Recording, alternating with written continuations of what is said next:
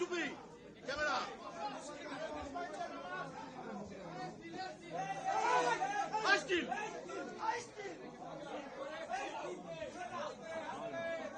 শুনতে চান তো নাকি?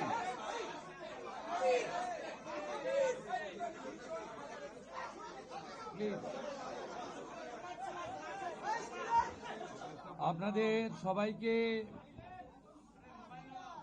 ভারতীয় জনতা পার্টি তথা এনডিএর সরকারের প্রথম ক্যাবিনেটের পক্ষ থেকে আন্তরিক ধন্যবাদ এবং অভিনন্দন জানাই। আমরা যে গুরুদায়িত্ব নিয়েছি, চলার পথে সংবিধানের চতুর্থ স্তম্ভ মিডিয়ার একটি গুরুত্বপূর্ণ ভূমিকা রয়েছে। আপনাদের পরামর্শ এবং সহযোগিতা ভারতীয় জনতা পার্টি পরিচালিত ক্যাবিনেট আন্তরিকতার সঙ্গে আশা করে। আমরা আজকে প্রথম ক্যাবিনেটের মিটিং করেছি। আমার সাথে মন্ত্রিসভায় যারা যোগদান করেছিলেন 5 জন আমার অত্যন্ত গুরুত্বপূর্ণ সতীর্থ, সম্মানীয় দিলীপ ঘোষ মহোদয়, সম্মানীয় অগ্নিমিত্রা পাল, সম্মানীয় অশোক কীর্তনিয়া, সম্মানীয় ক্ষুদিরাম টুডু, সম্মানীয় নিশীথ প্রামাণিক, তারা আজকের এই ক্যাবিনেটে গুরুত্বপূর্ণ ক্যাবিনেটে অংশগ্রহণ করেছেন।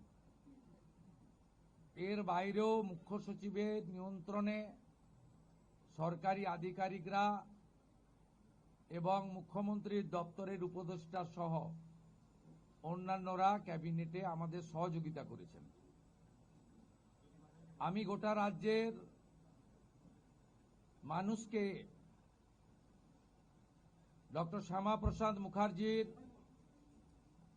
এই পশ্চিমবঙ্গ ভূমি আপনারা যে গুরুদায়িত্ব আমাদের কাঁধে তুলে দিয়েছেন, মাননীয় প্রধানমন্ত্রী নরেন্দ্র মোদীজির মার্গদর্শনে এই ক্যাবিনেট সুশাসন, সুরক্ষা এবং ডবল ইঞ্জিন সরকারের যে চলার পথ রয়েছে, যা অন্যান্য 20টি রাজ্যে চলছে, সেই পথে অগ্রসর হবে। এটা আমি পশ্চিমবঙ্গের দলমত নির্বিশেষে, বর্ণ ধর্ম নির্বিশেষে বাংলার জনগণকে আশ্বস্ত করতে চাই। এই মন্ত্রিসভা, এই সরকার for the party, by the party, of the party ব্যবস্থা তুলে দিয়ে সংবিধান প্রণেতা প্রাতঃস্মরণীয় ডক্টর বাবা সাহেব আম্বেদকরের সংবিধানের প্রধান যে ভাষা for the people, by the people, of the people ভিত্তিতে চলবে। এবারে কাজের কথায় আসি। আজকে আমরা প্রথম ক্যাবিনেটে 6টা সিদ্ধান্ত নিয়েছি। প্রথম, পশ্চিমবাংলার গণতন্ত্রের যে মহোৎসব হলো, দীর্ঘদিন বাদে মৃত্যুহীন, ভয়মুক্ত, অবাধ নির্বাচন গোটা ভারতবর্ষ কেন, গোটা পৃথিবীর মানুষ দেখল। তাই একটা প্রদেশের নির্বাচন নিয়ে আজকে বিশ্বের বিভিন্ন সংবাদ মাধ্যমে আলোচনা হচ্ছে। তাই আমরা প্রথমেই বাংলার জনগণ তথা 93% ভোট প্রদানকারী ভোটারদেরকে নতমস্তকে কৃতজ্ঞতা জানালাম। সাথে ভারতের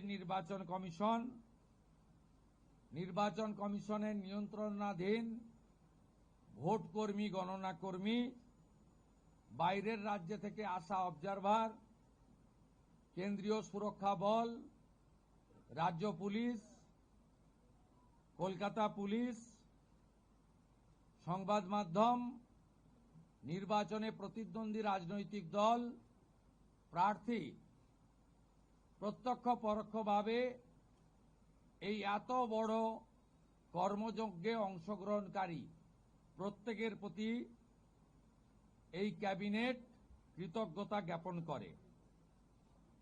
দ্বিতীয়, আমরা যাদের আত্মবলিদানের মধ্য দিয়ে বিজেপি সরকার প্রতিষ্ঠা হয়েছে, সেই ভারতীয় জনতা পার্টির অকালে ঝরে যাওয়া 321 জন যারা আত্মবলিদান করেছেন তাদেরকে শ্রদ্ধার সঙ্গে স্মরণ করেছি, সমবেদনা জানিয়েছি। তাদের পরিবারের প্রতি এই সরকার দায়বদ্ধ। তারা যেমন হত্যার বিচারও আশা করেন তা আমরা দেব, সাথে সাথে এই পরিবারগুলির সামাজিক এবং অন্যান্য কল্যাণকর সমস্ত দায় দায়িত্ব আমরা এই সরকার কাঁধে তুলে নিলাম। আমাদের দেশের সুরক্ষার প্রশ্ন, পশ্চিমবঙ্গের সুরক্ষার প্রশ্ন এবং যেভাবে জনবিন্যাস বদলে গেছে, আজকে আমরা প্রথম দিনই আমরা কেন্দ্রীয় স্বরাষ্ট্র দপ্তর তথা বিএসএফ এর সীমান্ত সুরক্ষিত করার জন্য জমি ট্রান্সফার প্রক্রিয়া আমরা আজকে অনুমোদন দিলাম এবং আজ থেকেই ল্যান্ড ট্রান্সফার প্রক্রিয়া শুরু হবে। ভূমি ও রাজস্ব সচিব তাকে এবং মুখ্য সচিবকে দায়িত্ব দেওয়া হলো 45 দিনের মধ্যে বিএসএফ এর প্রয়োজনীয় জমি হস্তান্তর সম্পূর্ণ করতে হবে, যা আমাদের কেন্দ্রীয় স্বরাষ্ট্রমন্ত্রী নির্বাচনের আগেই বলেছিলেন। এই কাজটা আজকে প্রথম ক্যাবিনেটে আমরা করলাম। মাননীয় প্রধানমন্ত্রী নরেন্দ্র মোদীজি তিনি বলেছিলেন প্রথম ক্যাবিনেট মিটিংয়ে আমরা আয়ুষ্মান ভারতে যুক্ত হব। আমরা আয়ুষ্মান ভারতে যুক্ত হলাম এবং সংশ্লিষ্ট দপ্তর কেন্দ্রীয় স্বাস্থ্য দপ্তরের সঙ্গে প্রয়োজনীয় যে এগ্রিমেন্ট, অন্যান্য যে বিষয়গুলি রয়েছে সেটা স্বাস্থ্য সচিব, মুখ্যমন্ত্রীর দপ্তরের উপদেষ্টা এবং মুখ্য সচিব মিলিতভাবে অতি দ্রুত সম্পন্ন করবেন। অর্থাৎ আজ থেকে মাননীয় প্রধানমন্ত্রীর ঘোষিত পশ্চিমবাংলার মানুষের প্রতি যে কমিটমেন্ট আজকে ভারতীয় জনতা পার্টির ক্যাবিনেট সেটা সম্পূর্ণ করল।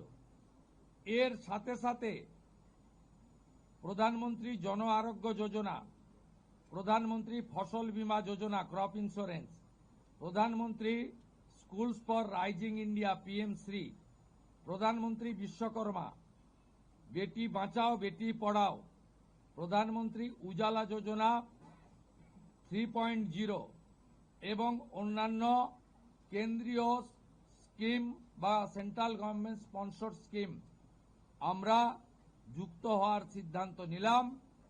বিশ্বকর্মা যোজনায় আমাদের যারা বিশ্বকর্মা আছেন, হাতের কাজ করেন, আমাদের কামার কুমোর থেকে কুম্ভকার, স্বর্ণকার থেকে মালাকার থেকে তাঁতি থেকে নাপিত থেকে সবাই যারা 8,65,000 আবেদন করে রেখেছিলেন, আগের সরকার যাদের আবেদন জেলা শাসকদেরকে দিয়ে কেন্দ্রের এমএসএমই দপ্তরে পাঠাতে দেননি, আমরা দ্রুত ওই 8,65,000 পিটিশনকে পাঠানোর ব্যবস্থা নিলাম। আপনারা জানেন পশ্চিমবঙ্গে 11 কোটি মা বোন দিদি উজালা 1-2তে বেনিফিটেড হচ্ছেন ভারতবর্ষে। পশ্চিমবঙ্গে এই 11 কোটির মধ্যে 1,29,00,000 পান, সবচেয়ে হাইয়েস্ট। 400 টাকা কম মূল্যে তারা গ্যাস ক্রয় করেন। প্রধানমন্ত্রী আরো 75 লক্ষ দেশে চালু করেছিলেন এবং বাংলার জন্য কোটা ছিল 15 লক্ষ। গ্রাহক বিতরণ কেন্দ্রে হাজার হাজার দরখাস্ত পড়ে থাকা সত্ত্বেও শুধু রাজনৈতিক কারণে এই পিটিশনগুলো ডিএমরা সংশ্লিষ্ট দপ্তরে কেন্দ্রীয় সরকারের কাছে পাঠায়নি। তাই আমাদের মা বোন দিদিরা বঞ্চিত হচ্ছিলেন। আমরা গ্রাহক বিতরণ কেন্দ্রে পড়ে থাকা সমস্ত পিটিশন অতি দ্রুততার সঙ্গে জেলা শাসকদের সংশ্লিষ্ট কেন্দ্রীয় পেট্রোলিয়াম ডিপার্টমেন্টে পাঠিয়ে দেওয়ার নির্দেশ দিলাম। এর ফলে উজালা যোজনা 3 তাতে পশ্চিমবঙ্গের আরো কয়েক লক্ষ মা বোন দিদি যুক্ত হওয়ার সুযোগ পেলেন। আমাদের পঞ্চম সিদ্ধান্ত, এতদিন পর্যন্ত পশ্চিমবঙ্গের national cadre is IPS, Paschimbanga cadre WBCS WBPS এদের কোনো কেন্দ্রীয় সরকারের ট্রেনিংয়ে কেউ যুক্ত হতেন না।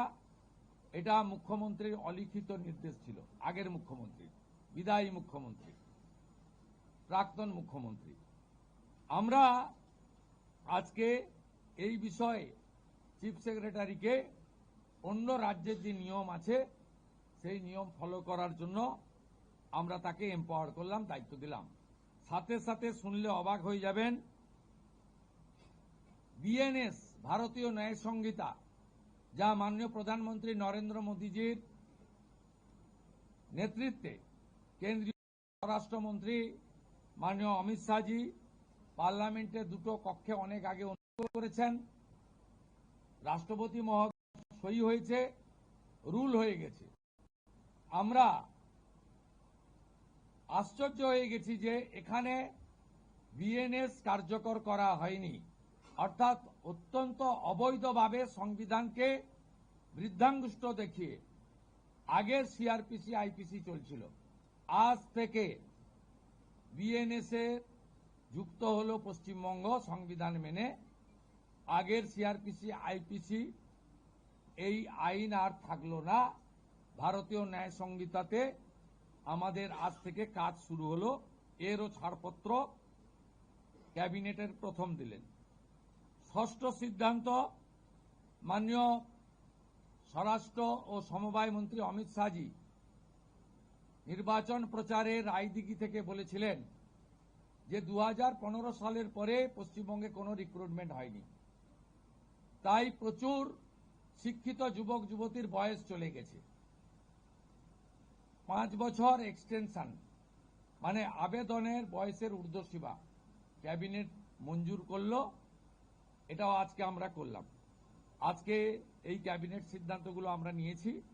আমাদের আরো বেশ কিছু কমিটমেন্ট রয়েছে, যেগুলো ইতিমধ্যে আপনারা জানেন। আমরা পরবর্তী সোমবার আবার একটি ক্যাবিনেট মিটিং করব।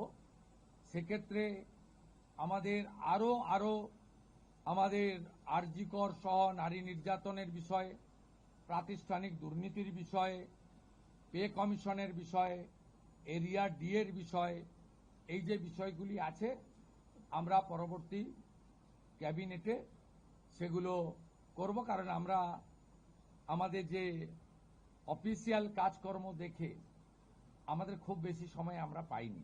আজকে প্রথম কাজের দিন সরকার গঠন হওয়ার পরে আপাতত যে কাগজগুলো রেডি ছিল তার উপরে ক্যাবিনেট আমরা এই সিদ্ধান্তগুলো নিয়েছি, কার্যকর হবে।